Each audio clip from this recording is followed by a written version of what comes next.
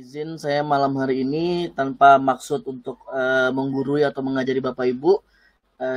Malam ini kita coba diskusi bareng gitu ya, berbagi pengalaman tentang bagaimana praktik pembelajaran yang sudah kita lakukan di dalam kelas gitu ya, khususnya yang memanfaatkan TIK secara adaptif Bapak Ibu. Izin salam kenal Bapak Ibu dari saya Abdul Rahmat.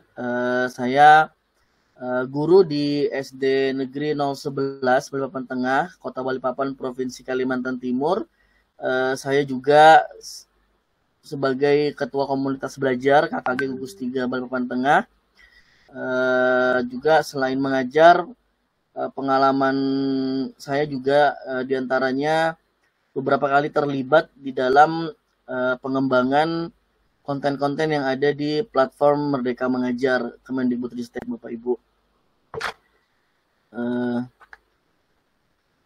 Berikutnya, praktik baik yang ingin saya diskusikan gitu ya, atau sharing dengan Bapak Ibu yang sudah saya lakukan di dalam kelas saya, dan alhamdulillah sudah berjalan tahun ketiga gitu ya Bapak Ibu.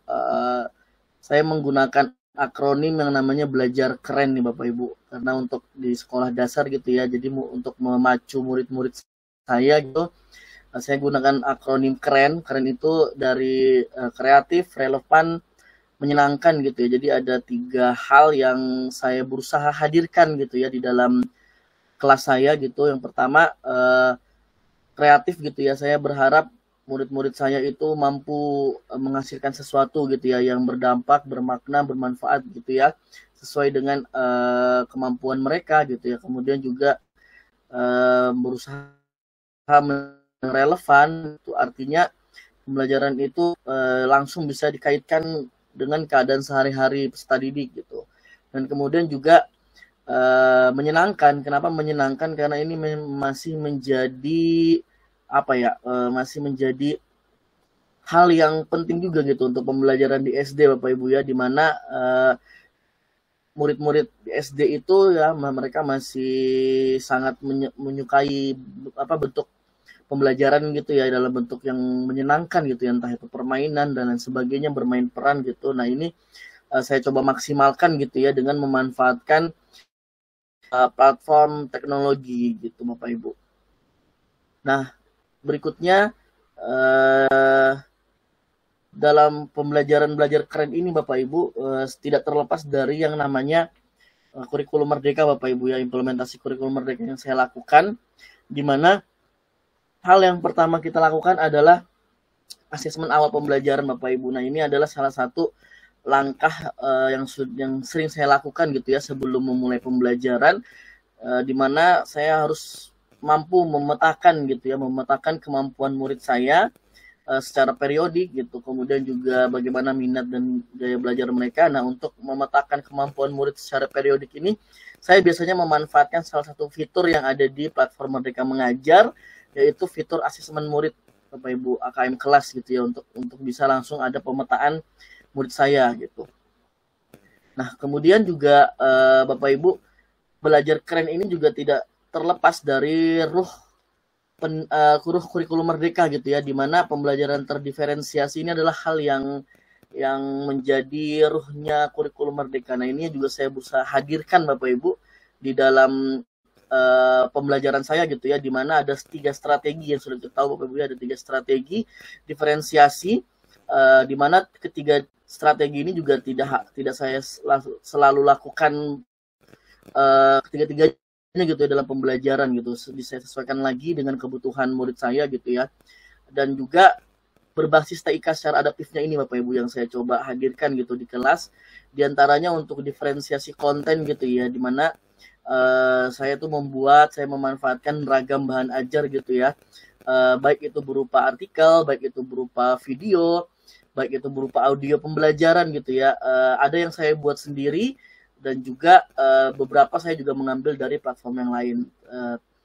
Tapi ini beberapa saya terbiasa untuk membuatnya sendiri ini Bapak Ibu. Jadi saya memanfaatkan 3 platform gitu ya. Untuk YouTube itu ada video pembelajaran saya yang sudah saya buat gitu ya, dimana video pembelajaran ini saya menyebutnya adalah video pembelajaran mikir, Bapak Ibu, di mana ada unsur mengalami, ada unsur interaksi, ada unsur komunikasi dan refleksi di dalam video pembelajaran itu. Jadi tidak hanya video pembelajaran yang saya menyampaikan materi saja, tetapi di situ sudah ada aktivitas-aktivitas yang langsung bisa mereka lakukan gitu ya, sambil melihat video pembelajaran saya. Jadi memang ada unsur mikirnya di situ, Bapak Ibu, bukan akronim dari mengalami, interaksi, komunikasi, dan refleksi. Kemudian juga saya membuat bahan ajar berupa audio siniar gitu, Bapak Ibu ya, siniar atau podcast gitu ya, yang saya unggah, Bapak Ibu, di salah satu platform yang namanya Spotify gitu. Jadi Spotify ini kan salah satu platform audio terbesar gitu ya, Bapak Ibu ya, ada lagu, ada siniar gitu. Nah, saya memanfaatkan itu. Jadi ada Spotify saya namanya Belajar Itu Seru. Nah, di situ ada beberapa konten-konten siniar itu yang bisa diakses oleh murid saya gitu. Nah, kemudian juga untuk bahan ajar tertulis gitu, Bapak Ibu, saya juga memanfaatkan salah satu platform gitu ya yang namanya kompas.com gitu. Ada ada tajuk sekolah gitu ya, Bapak Ibu, di situ. Kebetulan saya juga pernah terlibat gitu ya sebagai penulis artikel konten pembelajaran. Jadi juga saya memanfaatkan konten-konten yang sudah saya pernah tulis dan lolos gitu ya, Bapak Ibu, di kompas.com. Juga selain itu juga saya memanfaatkan blog yang saya buat nih, Bapak Ibu, untuk menyiapkan bahan ajar berupa tulisan gitu yang bisa diakses oleh murid saya. Nah, berikutnya adalah dari diferensiasi prosesnya ya, Bapak Ibu, di mana proses ini saya berkaitan dengan bagaimana saya memberi treatment kepada peserta didik saya gitu ya di dalam pembelajaran gitu, entah itu pendampingan gitu ya secara individu baik secara kelompok gitu. Jadi ragam bentuk pembelajarannya pun juga saya sesuaikan gitu ya dengan kebutuhan mereka. Jadi ada yang langsung pengamatan, ada yang saya lakukan pendampingan gitu ya, ada yang langsung melakukan percobaan gitu. Nah, ini juga saya terapkan gitu, Bapak Ibu, di dalam diferensiasi proses. Yang paling sering saya lakukan adalah saya membentuk kelompok ya, Bapak Ibu. Saya membentuk kelompok-kelompok belajar mereka gitu, di mana di dalam kelompok belajar itu ada 1-2 murid yang sudah masuk kategori mahir di pemetaan saya gitu. Itu saya ajak mereka untuk menjadi tutor sebaya nih untuk teman-temannya. Nanti mereka yang akan berusaha membantu proses belajar teman-temannya juga gitu, Bapak Ibu.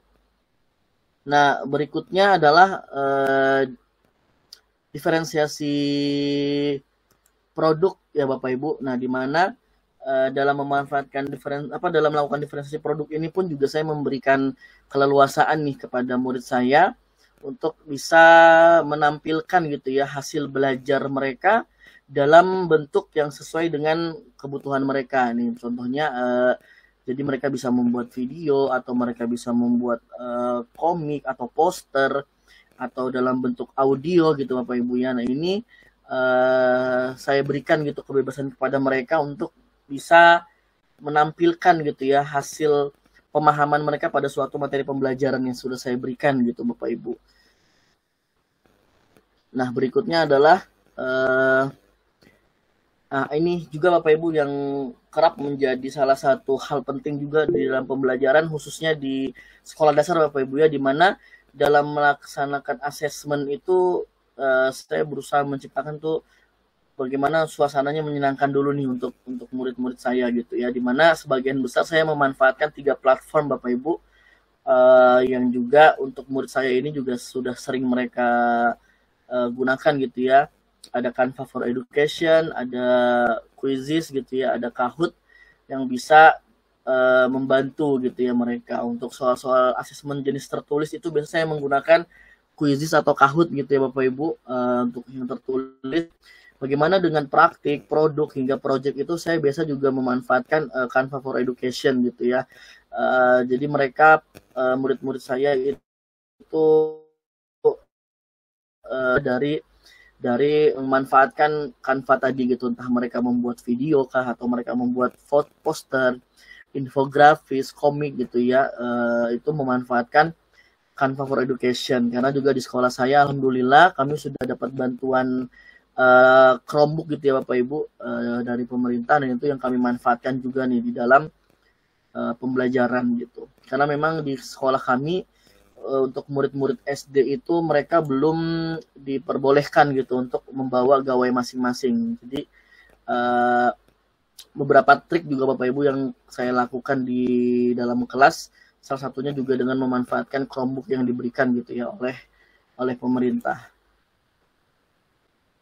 Nah, Bapak Ibu, ini beberapa kegiatan pembelajaran kami gitu ya yang ada di dalam kelas yang memanfaatkan TIK gitu ya secara adaptif, di mana saya juga biasa menyiapkan satu lembar gitu Bapak Ibu ya, satu lembar yang isinya tadi ada konten-konten berupa video, artikel, audio gitu ya. Jadi mereka bisa mengakses, murid saya bisa mengakses scan barcode gitu ya. Kemudian juga Bapak Ibu tadi murid saya itu di dalam kelas mereka belum di sekolah belum diperbolehkan untuk membawa gawai masing-masing. Namun itu tidak menjadi halangan gitu ya Bapak Ibu ya, atau menjadi kendala. Saya berusaha memaksimalkan bagaimana caranya murid saya masih bisa memanfaatkan teknologi di dalam kelas. Saya ada di dalam kelas itu Bapak Ibu yang saya namakan si gawai teman belajar. Jadi saya menyiapkan secara pribadi ada 2 gawai yang bisa dipakai oleh murid saya gitu ya secara bergantian, di mana mereka bisa mengakses informasi atau mereka membuat konten produk hasil pembelajaran gitu ya, memanfaatkan gawai yang saya siapkan Bapak Ibu di dalam kelas. Ini juga salah satu ya trik gitu Bapak Ibu ya, karena memang belum diperbolehkan gitu ya, sesuai dengan kebijakan gitu ya, belum diperbolehkan membawa gawai, tapi tetap menurut saya masih bisa belajar dengan menggunakan gawai gitu di dalam kelas sebagai media pembelajaran gitu ya, support gitu. Nah, mungkin itu saja Bapak Ibu, sedikit berbagi praktik dari saya gitu ya, di dalam